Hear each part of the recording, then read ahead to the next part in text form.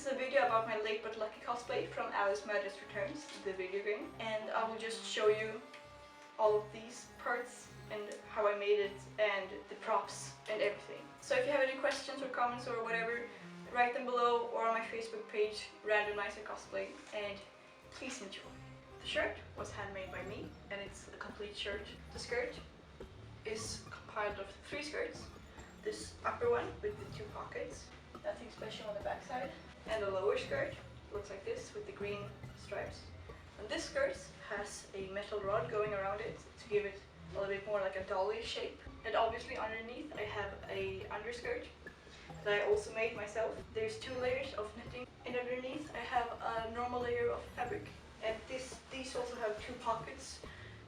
Here you go. Designed after my phone, so my phone fits. I have a hidden pocket for the knife as well, so I can take out the knife. So that looks sort of like this. The knife is in its little hidden pocket, hidden like that. Put all the skirt over, and then I can just pull it out like this. Ta-da! Both of these were redone twice because I didn't like the fabric that I picked out for them. So I made these skirts a couple of times now. They have this skirt I can open up like this with like velcros. This is on purpose. Both skirts and the shirt and my shoes are tea dyed. So all of this is colored with tea to give it a little bit more of an older look. Also the skirt I can snap onto the shirt like this. It has small pushing buttons all around it, so it won't slide down when I'm wearing it cosplay, so it will always stay in the right position. So then there's these 2 flaps that I have on my backside. They look well like this. And on the backside they are padded with some random fabric that I bought. So I put them on like this, just like a belt, and then it's on my back. The vest I redid twice. This is the second vest I made. All the buttons are molded by me.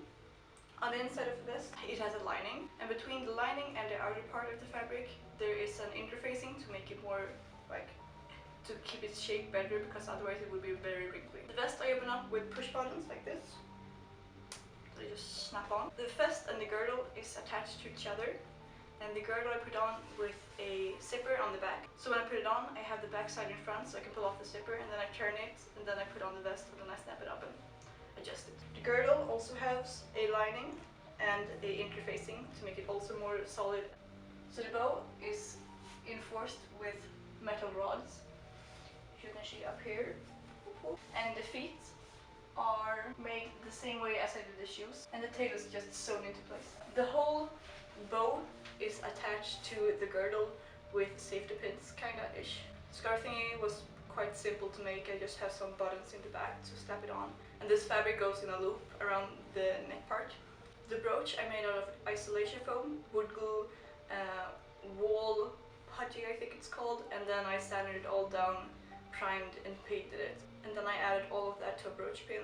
So now I'm getting very warm. The next part is the vest that is made out of fake leather that doesn't breathe at all. So the vest is quite tight. I can still move in it, but it's sort of tight. It has the 2 buttons on the back up there. The jacket also has 2 magnets in it that connect to 2 magnets in the vest, so that it will stay in shape. So the magnets are in here and randomly there. And what happens is they click on like this when I put on the jacket. So then there's the clock. The clock I made and it works. I'm super proud of that fact. So the face of the clock I drew, and it's based on the drawing of the white rabbit from Aaaand Returns. So I have the batteries in the back, so I can change the batteries if I want to. And the clock also can be removed from the jacket, like so. And the chain of the clock also is attached to this upper button, but it can be removed, just like this. A negative thing though about the magnets is that this chain kinda attaches to it, like, all the time. So many of like the photos I got were like this, which is kinda annoying. Okay, so onwards. The gloves are gloves that I made from scratch out of like a fake leather material, and they are so tight that it's so hard for me to get them on. I think I struggled for like 10 or 15 minutes to just get one on. And the claws I bought from a Halloween store, and then I reshaped them and recolor them so they would be golden and fancy. And yeah, and they are attached with glue. The hat I also made from scratch. The rim is made out of cardboard, and the top is made out of cardboard as well. And the middle part is made out of EVA foam that I cut into small strips that I then glued together and then heat formed them as well. And then I covered all of that with the same fabric as the gloves. And then I painted the inside so it would look kind of nice. Small rim on the rim, so rimception. And that is also made out of EVA foam. So the ears are made out of like a cushion foam, a foam that you have in cushions that I just cut into the shape. Then I covered the foam with wood glue and formed them into the shape I wanted it. So they would be kind of like bent here and then sort of have like a nice curve on the top. And then I let them lie with the wood glue to harden for like a week so they wouldn't be like, so it would be as hard as possible.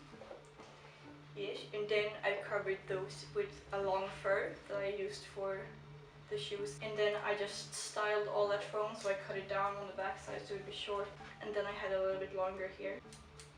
Also, I put in like a metal rod going around it so I could sort of shape it-ish. Not that much, but a little bit, so it would also have some sort of strength. Then I did the inside, and that's the same fabric as the bow on the back as well. But it's inside out. So this is the back side of that fabric. And the like veins and stuff I did with aquarelle paint and just did like many thin layers of color. And this fabric I glued on to the foam. And when I did that, I made so it would be like sort of bubbly, like you can tell that it's not that even. Just to give it a little bit more of like a fleshy texture, so it would look more realistic. And yeah, that's the hat. And it goes on like.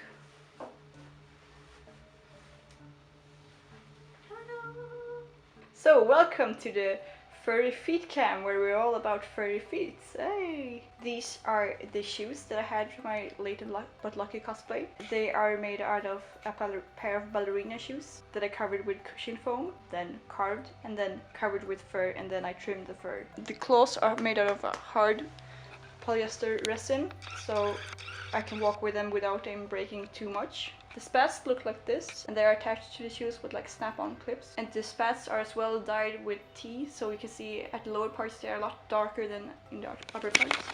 And as you can see as well, they have a zipper on the back, so it's easy to put them on. Those are my furry feet. So welcome to my selfie cam. I just wanted to show you the lenses that I have for my late but lucky cosplay. These are called Aaaand New Adult pink lenses, I think, that I bought from Pinker Paradise. The wig that I bought on AliExpress for like maybe 100 crowns that I styled and fixed. So this is the warper blade that I made.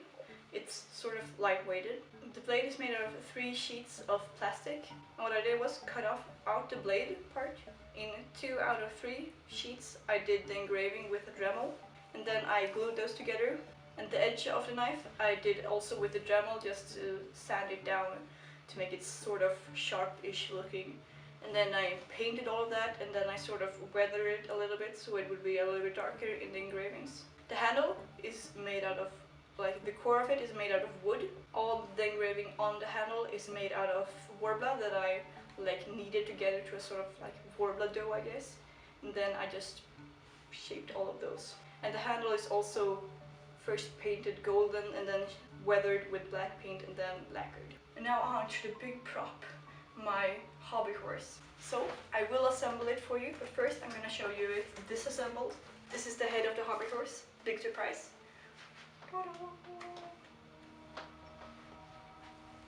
The core of this is made out of isolation foam.